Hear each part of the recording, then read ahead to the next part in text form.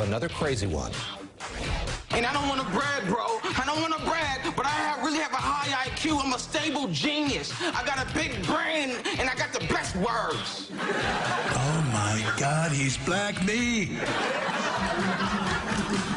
Welcome to the second day of Up. We are here every Saturday and Sunday at 8 a.m. Eastern Time. And if you are looking for Politics Nation, the Reverend Al Sharpton is now on twice a week at 5 p.m. Eastern Time on Saturdays and Sundays right here on MSNBC. With me this morning, Michael Singleton, a Republican strategist and contributing host to Vox's Consider This. Nick Ackerman is an MSNBC legal analyst and a former assistant special Watergate prosecutor. Leah Wright-Rigueur is an assistant professor at Harvard Kennedy School of Government and the author of the book The Loneliness of the Black Republican. Kevin Cirilli, chief Washington correspondent for Bloomberg News. And it is all about voter turnout. That will be the case as Americans go to the polls in just 23 days. You have seen the marches and the protests by Democrats and Republicans, but this morning we are getting a new preview. A new Washington Post poll shows that enthusiasm is up across all demographics, but is greatest among younger adults, non-white voters, and those who say they favor Democrats in the House of Representatives. Now, the gender gap remains wide. The gap for younger voters even wider. But there are a few warning signs for Democrats. President Trump's job approval ratings have gone up, and he is trying to capitalize on that. On this election day, November 6th, every American faces a simple choice. The Democrats have become totally consumed by their chilling lust for power. They will destroy your Second Amendment. And the Democrats want to open our borders to a flood of deadly drugs and ruthless gangs. All right, I want to start with the top-line numbers here. Kevin, I'm going to turn to you first. I mentioned there you're seeing an uptick here among younger adults, non-white voters, and those who say they favor Democrats going forward here. What does that tell you about what the midterms are going to shape up like? This is all about, this is an election that is on the base, and there's really no other way to look at it, because on the left you have the progressive base completely fired up. They're ready to get to the polls, the strategists are really going after suburbanites, particularly suburban women. Then you go to the right and you look at what happened with Justice Kavanaugh, David, and I got to tell you, I think this had the complete reverse actual outcome than what Democrats thought it was going to happen.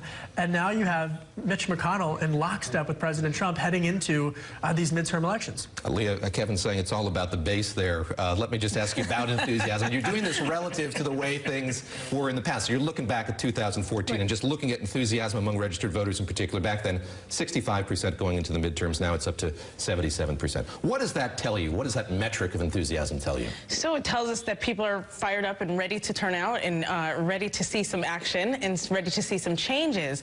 So I got to agree with Kevin. I think that right now you're neck and neck in terms of thinking about enthusiasm, and that the Kavanaugh hearings may have had the opposite reaction amongst, particularly amongst the base. It may have had the effect of firing up Donald Trump's base, of getting people riled up around Congress.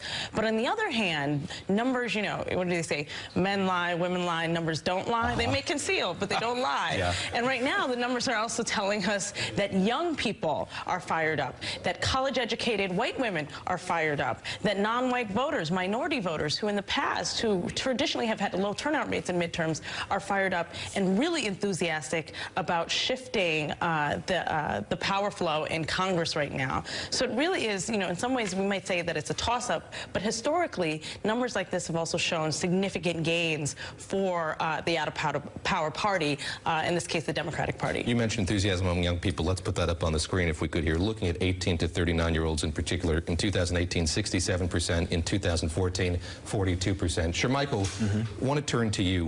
What accounts for this? When you see this uptick in enthusiasm, as you look at the campaign landscape right now, what is driving that enthusiasm? Well, I mean, I think when you look at through each category, from younger women, for example, you look at minorities, African-American and even Hispanics, although I do think Democrats are having some issues there because they do support Republicans. I think the president around 35%, if I recall correctly. But when you look at those are groups that I would even argue as a Republican do feel somewhat disenfranchised by the Republican Party, by President Trump, for a whole host of reasons. And so to Dr. Rigor's point, I do think that enthusiasm that we're seeing is of concern to me, because the outlying question that I've had for the most of this year is, sure, Democrats will likely win back the House, David, but by what? By what number of seats? They only need, what, 23 or 24 to win. Right now, I think that's still an outlier. But when you look at this poll, I am beginning to become more concerned that they could win by numbers that I think many on my side are just not expecting.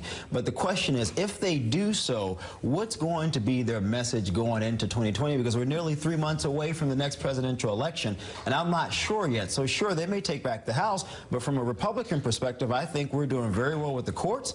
I think with Justice Kavanaugh, that was a win for conservatives, and so I do think that benefits us going into midterms as well. But again, I do still have a question on that outlier. By what margin do they win? And I'm not sure yet. Nick Ackerman, let's wonk out here a little bit and look at some of the issues that are pulled here, where you see Republicans leading versus Democrats leading. There's actually only one area where Republicans are leading, and that's on the issue of the economy. As you listen to the president talk, you hear him hammering on this when he goes to Kentucky or Ohio, any of the 4 rallies that he had over the course of the last week. Your sense of, on an issue-by-issue basis, of what's driving this midterms? Well, I think what's really driving it is just a lot of people feel that have not been heard. Because they feel like this issue on immigration, the issue on just basic pocketbook health care issues, is driving a lot of people's concerns. But if you took one issue here that I don't think people are really focusing on, is the rule of law. I think what people don't realize is if somehow the Republicans took the House of Representatives, Donald Trump would not think 2 seconds about firing Mueller, burying the Russian investigation, and just completely doing away with it. And so if you're a Republican or you're a Democrat and you are concerned about the rule of law, you really have to, even if you're a Republican, hold your nose and vote for the Democrats in the House, because it is absolutely critical for the rule of law in this country that the Democrats take the House of Representatives. But Nick, I mean, no one's really saying that. I mean, but the rule of law argument, the Republicans out on the trail, and you hear this from President Trump every time he's out on the trail, they're saying the complete opposite to their base, and they're saying that the rule of law would be jeopardized if Democrats were to take control. I would just say I'm surprised we got through a whole millennial turnout segment without talking about Taylor Swift and Kanye West. But, I mean, I would agree. I don't think people are changing their minds versus on Taylor. No, I mean, I don't think the rule of law really has to do with... Oh, no, I hear what you're saying. That the Russian investigation continues, whether it winds up with more indictments or it doesn't end up with more indictments. And I think the worst thing that could happen for this country is for that investigation not to be completed and come to a full resolution. I'll be asking about another issue in particular here, Leah. President Trump is talking an awful lot about health care. He wrote this piece for the USA Today this week, an op-ed piece that was roundly criticized for the falsehoods therein. But he talked about it yesterday when he was in Kentucky at that rally. Let's take a listen to what he had to say on health care. If Nancy Pelosi crying Chuck Schumer and the radical Democrats take over Congress, they will try to raise your taxes. They will impose, believe it or not, socialism, take away your health care, and your whole life will be unaffordable.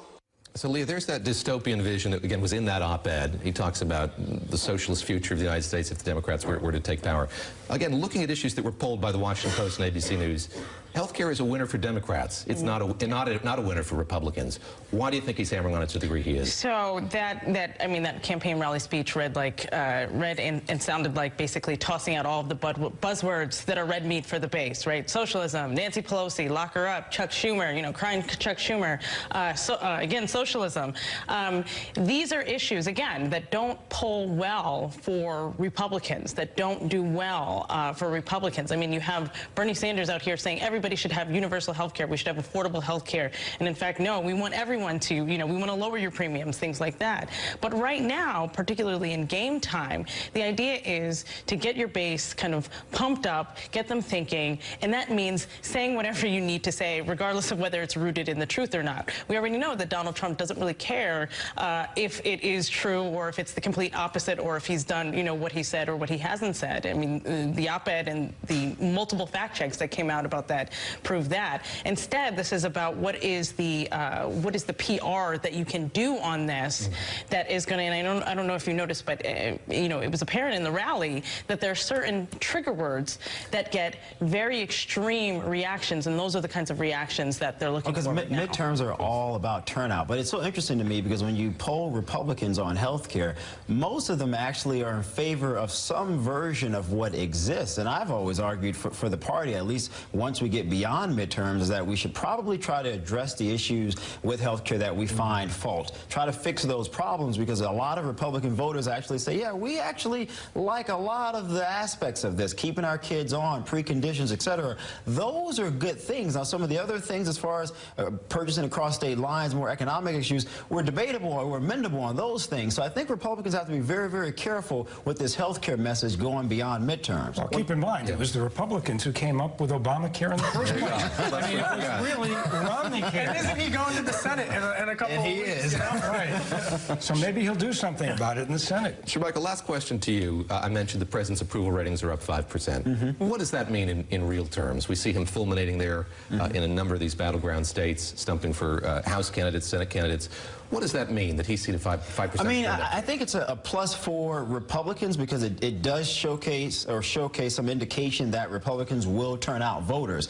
But I do think that there should be some concern when you look at his approval as far as the economy and how well he's done. He's increased there as well. But when you look further into the data, that's not necessarily transferring to candidates who are actually running for office. So I think Republicans are looking at these numbers and they're saying, okay, his approval ratings are up. That should benefit us. But as far as some of these issues, such as the economy, some of those issues that you mentioned, I'm not necessarily sure those things are transferring to me. So what do I need to do as a candidate to really get those Republican voters out there, including some independents who we have seen, men, for example, come back to the Republican side after the Kavanaugh hearing. And initially we saw a huge decrease, a negative decrease actually, with registered independent men supporting Republicans because of Kavanaugh. But afterwards you saw those numbers ink back up. So I think that's something that benefits Republicans also. Kevin, last question to you. Just want to do a little litmus here. You spend a lot of time on Capitol Hill. You're talking to lawmakers who are Democrats and Republicans. As you talk to Republicans, just give us your gauge of the degree to which they want to wrap themselves in the mantle of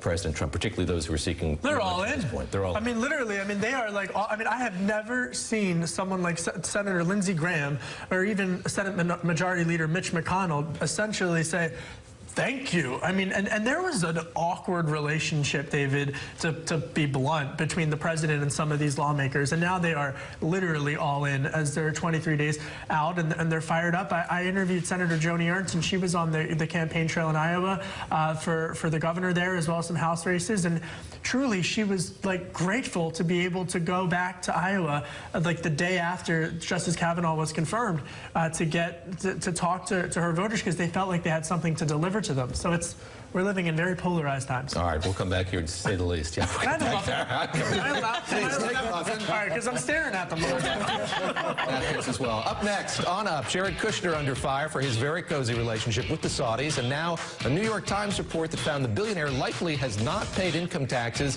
in years. But first, Omarosa has...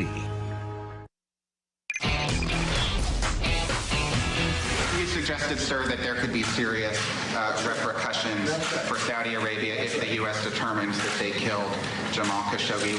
What do you have in mind? Well, we'll be sitting together with all of the folks here and a lot more, and we'll have to make a determination. I will be also calling King Salman of Saudi Arabia, because I think it's appropriate for me to ask him what is going on.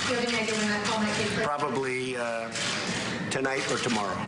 That's President Trump explaining to Phil Rucker of The Washington Post how he plans to handle relations with Saudi Arabia going forward. The president has dismissed the idea of suspending weapons sales to the country to punish the country's crown prince for any involvement in the disappearance of journalist Jamal Khashoggi. The crown prince, who has been very friendly with President Trump's son-in-law, Jared Kushner. So now Kushner is at the front and center of two major news stories. The New York Times is reporting the real estate mogul turned political advisor appears to have paid no federal income tax from 2009 to 2016. Sticking to this a bit, we'll talk about the taxes in just a moment here. Shermichael, let me start with you. Help us understand here the closeness of that relationship brokered over lunch very early on in this presidency.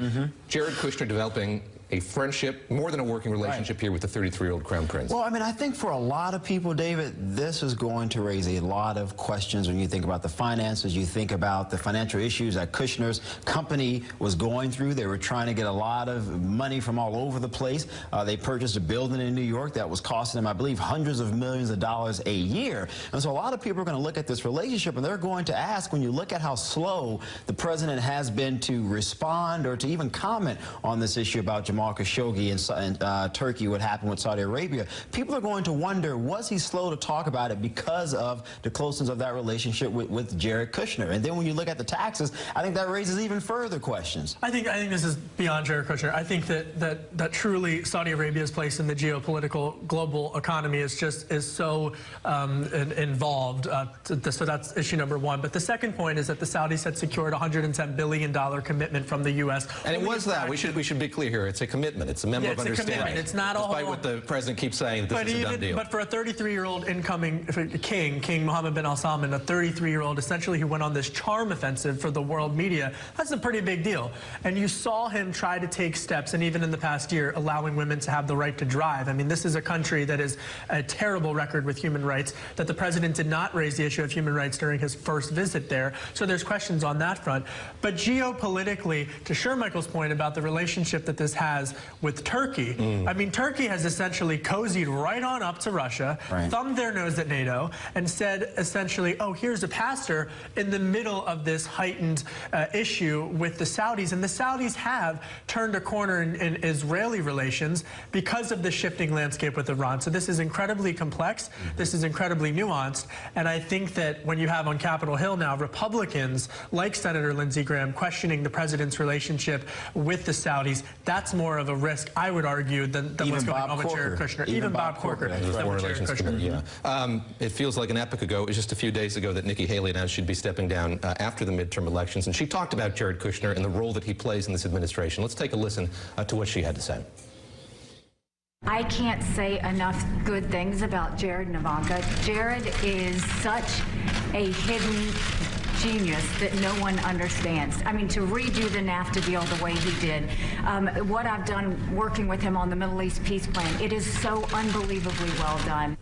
Hidden genius. Leah, let me just have you react to that. Yes, this is bigger than just Jared Kushner, of course, all of these issues, but he finds himself at the center of a lot of them, and we have read in reports going back to the beginning of the presidency, the president's sort of hot or cold relationship to his son-in-law in the spotlight that he's been under. Sure. So I think it also brings up Nick's earlier point about rule of law and concern for rule of law. I would say it's more than that. It's concern for rule of corruption, right? And the idea of that family, that nepotism is right now intrinsically what the White House is made up of. You know, the interesting thing with Jared Kushner and wider perceptions of Kushner is that it's really split into two camps. You have the people who call him, you know, the hidden genius, the guy who's pulling the strings in the White House, and then you have people like Omarosa who accuse him of being, you know, stupider than he appears to be. So I do think right now that I think there is something to what Kushner is doing in the White House, particularly around issues on, you know, geopolitical issues. He has his hand in that. He has his hands in issues of mass incarceration. He apparently has his hands in issues of bureaucratic reorganization. There's still that. We haven't heard much on that lately. I haven't heard a lot on that, but apparently he is in there. And so one of these things is figuring out really what is his role in the White House, but what is his role in this larger kind of overarching Trump kind of corruption, respect for rule of law. What side is he on? What role is he playing there? Nick, I'll bring you into the conversation here. Let's talk about the depreciation provision that was outlined in this New York Times. Really get into accounting weeds here, but you had this big piece, this mammoth piece in the New York Times about a week ago. You get a follow-up yesterday detailing the way that he has not paid federal income taxes. I'll read a great line from it once again here. A spokesperson for Jared Kushner's lawyer said that Mr. Kushner paid all taxes do? Help us understand what kind of picture this paints of Jared Kushner. We've got kind of a mixed picture here. One, sure, he was entitled to take these depreciation deductions. It's a major loophole that's given to real estate. And one that's gotten wider here. Well, of course. But what really I think is problematic is the fact that this administration a year ago put in a new tax bill that was supposedly going to get rid of all these loopholes. The one that's left behind is the one that Jared Kushner has been jumping through year after year to take this deduction. So you've got to ask yourself, was there a real conflict of interest here? Was the White House purposely keeping that loophole in the new tax bill? I mean, just to give you a little bit in history here, this is exactly what Richard Nixon tried to do when Congress in 1969 passed the Tax Reform Act. He lobbied to try and keep in the provision that would allow him to continue to take deductions on gifts of papers to the United States. So it wouldn't surprise me if we were to find that President Trump and Jared Kushner lobbied and purposely tried to keep that provision in the tax bill. Kevin, does the reporting met that out? I mean, have we seen that? Have we seen indications of that? Well, I think there's a ton of lobbyists from the financial world that lobbied on the tax bill. And to be blunt, though, I don't think this issue matters at all, because Democrats are going to hate the tax bill no matter what. Republicans are going to love it no matter what. And quite frankly, this is a guy who campaigned and said, I'm not releasing my taxes. There's no way. And in fact, I took advantage of the tax code so much that I want to have you all be able to get the same benefits and loopholes that I have. But that's not the point. The point is that he purposely kept that in for his own personal benefit. To me, that is a direct conflict of interest. But it's not about whether people want to have a tax bill or they want to have certain types of provisions in there. But if the President of the United States and his son-in-law, who are benefiting big time to the fact that they're not paying any taxes, to me, I find that reprehensible. And to compare it to what came out in the New York Times a few weeks ago, I mean, that is completely different. That is tax evasion that Donald Trump was involved in. An elaborate fraud. It was an elaborate tax fraud that normally somebody would be prosecuted, but for the fact that the statute of limitations has probably passed on most of those items. Well, I mean, it doesn't look good, I guess we should say. No, it doesn't look good. Does that matter? But if you're going to place blame here, the blame should be placed on Congress and not the president. At the end of the day, they ultimately write the bill. Donald Trump and Jared Kushner are not the only two individuals in real estate that are going to benefit from, developers that are going to benefit from this. There are so many others in New York and financial, et cetera, that will benefit from this legislation. So I don't know how you can place that blame logically on the president and Kushner. Except, I mean, you can, so where you can push back and, you know, to help Nick out a little bit here, is that part of President Trump's campaigning and continuing campaigning is that I'm going to, you know, clean up corruption, I'm going to drain the swamp, I'm going to get rid of the loopholes, explicitly said I'm going to get rid of the loopholes that benefited people like me, right? He has explicitly said that. He has explicitly said it on the campaign trail, and now it's coming out, and again, I actually don't think that this is necessarily a huge thing. I don't think anyone is surprised by the fact that Jared Kushner took advantage of tax loopholes to the extent of millions and millions of dollars. That's what they do. But instead, it reinforces the idea that this is what they do. This is, you know, this is how it works. This is how the system works. Sure, but the president could also say, who would not want something like this? Who wants to pay taxes?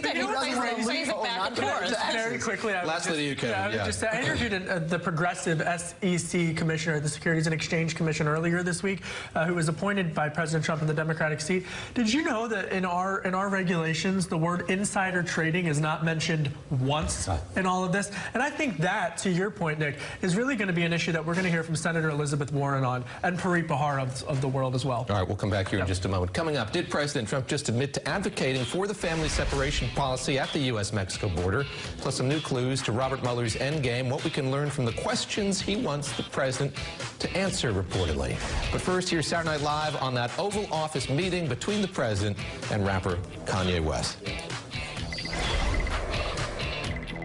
And really, you could tell a lot by how each of them prepared for the meeting. Kanye prepared by learning every fact in the world backwards, while Trump prepared by clearing his desk of any valuables.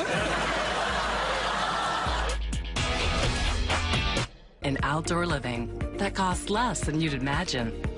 Call now and enjoy your life room year-round with a free radiant heater. Act now. life awaits. Life Room, outdoor living, perfected.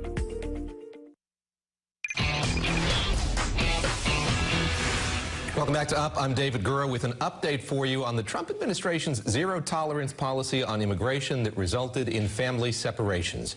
Well, this week, the Washington Post reported President Trump was considering a new family separation effort at the U.S.-Mexico border. The Post White House bureau chief asked the president about that article yesterday on the South Lawn. And just listen to what he had to say about that separation policy. Now everybody wants to come in, and they come in illegally, and they use children.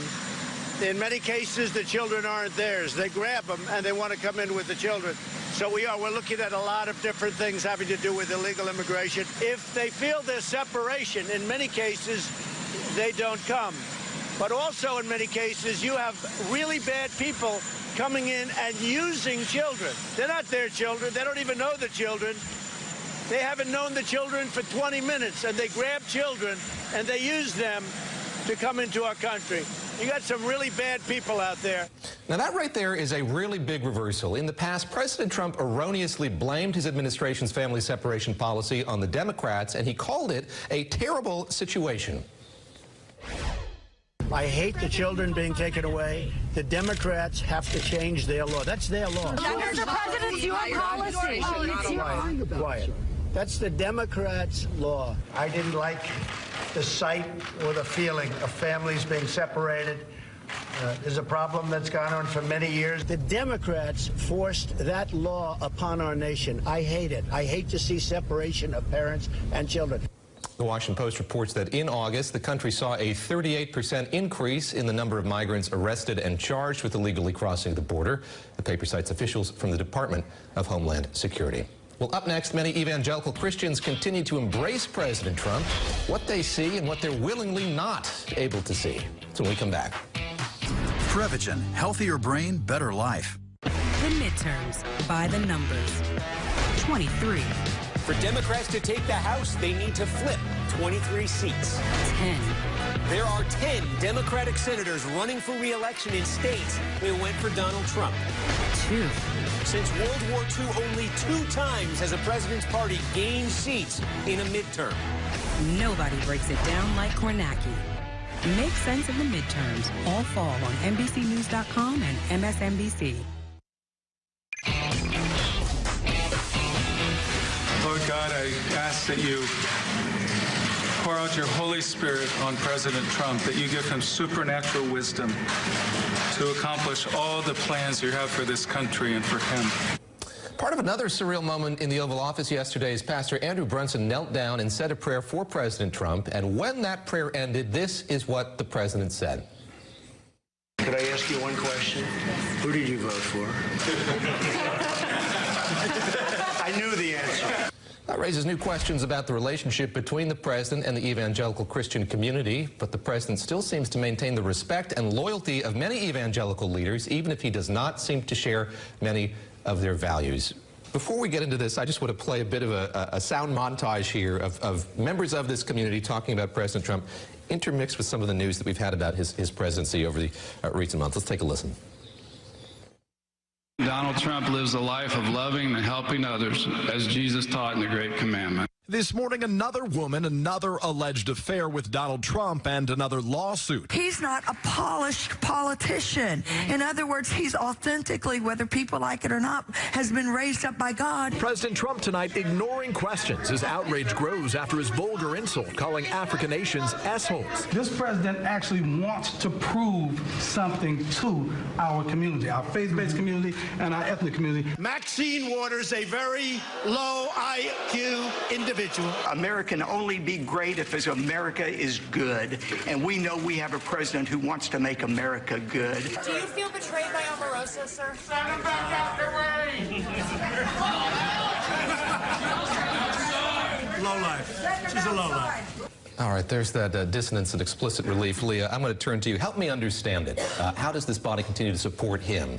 And again, I'm talking, is it a monolith here? Of course it's not. But why does he continue to have the support of so many members of the evangelical community? So at the end of the day, Donald Trump gets it done for them. I mean, you know, for a lot of evangelicals, this is about the courts. This is about very specific laws. This is about a very specific, long-standing agenda that they've had, their community has had. And Trump, for all of his, you know, boorishness, all of his, you know, dissonance with values, has been pushing those agenda items forward. I mean, there was a study that came out in 2016 that showed that evangelicals, their belief that should you support only candidates whose values reflect your own, had shifted almost entirely, had flipped, had gone from something like 90% of evangelicals said, no, if they do not share my values, I shouldn't vote for them, to during Trump saying, actually, it doesn't matter. What matters is, you know, do I support this candidate because they're going to get my agenda in place? And so we're seeing that with a kind of naked abandon that we just haven't seen before. And I think, you know, right now what's going on is evangelicals are being honest about it. 2 words.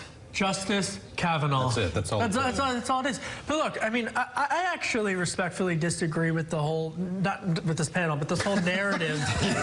Take my muffin and leave. But with this whole narrative that any political party has a monopoly on religion.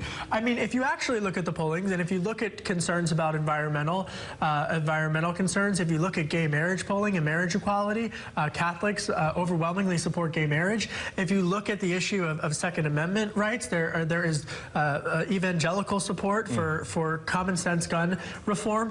But broadly speaking, I think that the leadership of the traditional evangelical community has clearly backed this president because of the issue of policy and the messaging that he's done on things like not allowing transgenders to serve in the military or trying to. But Justice Kavanaugh, Justice Kavanaugh, Justice Kavanaugh. I want to play another bit of sound from that meeting in the Oval Office yesterday. This is the senior senator from my home state of North Carolina, Richard Burr, and of course this pastor was from Black Mountain, North Carolina, so you had a healthy North Carolina contingent there in the Oval Office. But let's take a listen to what Richard Burr from North Carolina had to say. Well, we welcome the pastor back to North Carolina. Yep. He's been missed, but his work in Turkey, like everywhere else in the world, to spread the word of Jesus Christ is absolutely crucial, and it's a foundational thing about this country, the United States, and I think that's why we love it so much. Nick Ackerman, I want to ask you about that. We have a rich tradition of the separation of church and state in this country, and to hear a member of the U.S. Senate say that spreading the word of Jesus Christ is a foundational thing in this country. Well, to Kevin's last point about your reaction to it. This pastor's been gone from the United States for 22 years. So it's not like he's still a resident of North Carolina. I mean, this is being done purely for political purposes. I mean, Trump doesn't care about the separation of church and state. He wouldn't even know how to describe it if you asked him to describe it. I mean, just look at the comparison of what he has done with this pastor. It's a good thing he's out of Turkey. There's no question about it. But then look at what he's done with respect to Mr. Khashoggi, who walks into the Turkish embassy, the Saudi embassy in Turkey, and doesn't come out, and has likely been murdered in that embassy. I mean, his reaction is the same reaction he had with respect to this whole Russian conspiracy allegation and what the Russians did in our election. He's going to call up the King Saud and say, what's going on? And he's going to do the same thing he did with Vladimir Putin. Oh, he assured me that there was no problem. I mean, Donald Trump just has a distorted values that are not American values, that did not take into account what our precepts on human rights and the liberal policies that this world has adopted since the end of World War II. Sir Michael, lastly to you here. There is that cleave between values, Nick's bringing those up, and policy, Justice Kavanaugh, and the rest. Why does it seem so plastic? Why does it seem like members of this community can act in that way when values are really supposed to be front and center? I mean, I think for a lot of evangelicals, and I worked for Ben Carson when he ran for president, and he got a lot of, I know, Kevin, he got a lot of support from that community. And what I realize is that for a lot of evangelicals, I think they believe they can disagree with Trump and still sort of be family. And I think for a lot of them, when you think about what it means to be a Christian and how they personally would perceive that as an American tradition, they do believe that as the country has sort of turned more left, that they have become more isolated and more marginalized. And they do believe that though Republican presidents in the past and Republican senators and congressmen have sort of promised we will defend your Christian rights and liberties, etc., they do believe those individuals have fell short. However, when you look at Trump, they can articulate, yeah, he is not a representative of our moral beliefs. However, he actually does defend what we hold true as traditions and norms that we believe are truly American principles. Whether you disagree or not, that's their beliefs, and that's why I think they stick with him. All right, let's come back here in just a moment. Up next, on Up, the president's team is preparing written responses, reportedly, to Robert Mueller's questions, and there are some clues in those questions about what Robert Mueller's endgame may be. I used to book my hotel room on those travel sites, but there was always a catch. NBC. Are you preparing written answers for the special counsel team? Are you preparing written? Well, I don't talk about that. Okay. I just say this, and everybody knows it. No collusion. There never was, there never will be. Never was, never will be. Welcome back to Up. President Trump on reports his legal team is preparing written answers to questions from special counsel Robert Mueller and his team. Sources tell NBC News those questions pertain to whether the Trump campaign colluded with Russia in 2016, and they are not about potential obstruction of justice charges. There is a new op-ed by Jonathan Turley. He's a law professor at the George Washington University, and he makes the argument that the odds of Robert Mueller charging President Trump with obstruction has become less and less likely. I want to bring everybody back and want to go to Nick Ackerman in particular because you get a shout out in the piece with Eric Holder. Let me just summarize here the points that Jonathan Turley makes in this piece, why he thinks there isn't going to be an obstruction charge. He says, none of the allegations raised over obstruction fit well within the criminal code. There isn't a way to do this, essentially. The second, if Robert Mueller were investigating obstruction, Rod Rosenstein would not be sitting at the table, and neither would Bob Mueller. His third point, Robert Mueller did not ask about obstruction in his written questions. Again, summarizing what we just said a moment ago there, the focus here has been on collusion. I'll let you respond to that. Well, first of all, we don't know what these questions are. This comes from the Trump team. A single source from the Trump team. A single source. So you have to discount it to a great extent. Two, there is clearly evidence of obstruction of justice here. This is a slam dunk from that standpoint. And explain why. I mean, you've done it before, but do it concisely for us. The reason is because it goes to your corrupt intent. Corrupt intent means, did you have the intent to stop, interfere with an investigation? When he told James Comey that he wanted him to let Flynn go, you couldn't get any clearer. And then when he tells Lester Holt on national TV, basically admits it to the world that he fired Comey because of the Russian investigation. I mean, this is about as good an obstruction case as I've ever seen. However, will the special prosecutor actually charge that crime? Normally, you don't charge that crime unless you have the underlying crime to which that obstruction is directed at. So in other words, even though you have an obstruction and the motive is clearly there, I don't think Mueller would charge it unless he can prove the conspiracy with the Russian government to interfere with our election by, one, just taking those two indictments that came down on the Russian side. One has to do with social media, the other has to do with the break-in to the Democratic National Committee. And that, if you look at the scope of that conspiracy, it's not just to break in and steal the records, but it's also the staging and the release of those records. What I think you're going to see is a mirror image of both of those indictments, with the individuals on the American side being indicted for those precise same crimes. Mueller has set the groundwork for that. And you've got three critical witnesses, four witnesses actually, who can give you a lot of detail on all of these matters. It's not collusion. Collusion's not a crime, by the way. It's conspiracy is the crime. And so you've got four witnesses. You've got Manafort, who is the campaign manager, who has a long and deep background with the Russians. You've got his deputy, Rick Gates, who also is able to corroborate a lot of that. You've got Flynn, who is dealing with the Russians' ambassador after the campaign about sanctions, which was likely the quid pro quo for the help in the election by the Russians. And then you've got his lawyer, Michael Cohen. And if you look at what Christopher Steele wrote, you could almost substitute Stormy Daniels for the things he was doing with the Russians, trying to keep the Russian hackers quiet, trying to buy off people so that none of this would come out during the course of the campaign. So the bottom line is, yes, there's obstruction of justice.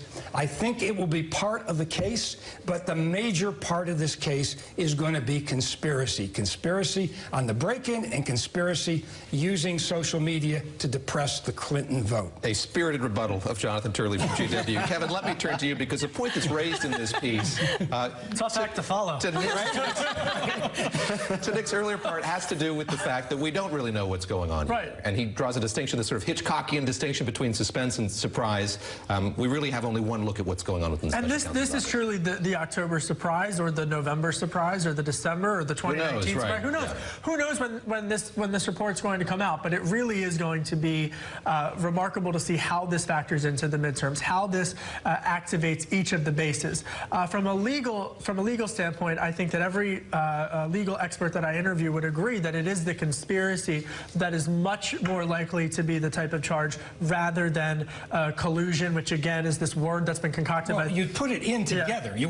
You wouldn't charge Correct. just obstruction. But also obstruction of justice is incredibly difficult, as you know. It's not that difficult when you've got somebody admitting to it. In the political It's a political matter, yes. But if you look at what happened in the Watergate situation, most of the people there were convicted of obstruction of justice. But what you had there was absolute evidence that the Nixon campaign was involved in that break into the Democratic National Committee. So any case I've ever tried that has had obstruction in it, whether as a defense lawyer or as a prosecutor, you always have the underlying crime because it shows consciousness of guilt, it shows motive, and I don't believe Mueller would ever bring a case here just on obstruction. And very quickly, I would just, the last point that I would raise is that now you have a unified Republican Party, which is something this president did not have pre-Justice Kavanaugh, and that's the difference, is that Mitch McConnell is now in lockstep with this White House. Absolutely. And I question, so Mueller releases a report. He reveals some things that I think a great portion of the country already believes about the president and those around them and their alleged behavior. But politically speaking, then what? I mean, it doesn't do anything. The left are already going to have their preconceived opinions about the president's guilt before, and Republicans are going to argue this is a political charade done by Democrats to bring down Donald Trump. It doesn't move the needle. It's not going to be either way. It's not going to be a report. It's 20 seconds here, Dick. Indictment. Two indictments. But not of the president. And that puts it in a whole... Well, it certainly... Look at what they did with the Russians. They have Donald Trump in one of those but we're talking about the president being indicted directly. That's a whole separate issue, which I'm sure you would admit. I agree. We got to go. Thank you. All right, we'll come back. If and when it happens, come back. We'll talk about it. We'll see if this is grist for another Jonathan Turley column. We'll see about that in the coming days as well. My thanks to Michael Singleton, Nick Ackerman, Leah Reitberger, and Kevin Cirilli as well. Up next, on Up, we're going to follow the money trail back to Saudi Arabia, how the Trump White House may be giving comedy writers a run for the money, and the president going on an all-out media blitz, making this admission about his reportedly chaotic White House along the way. I have people now on standby that will be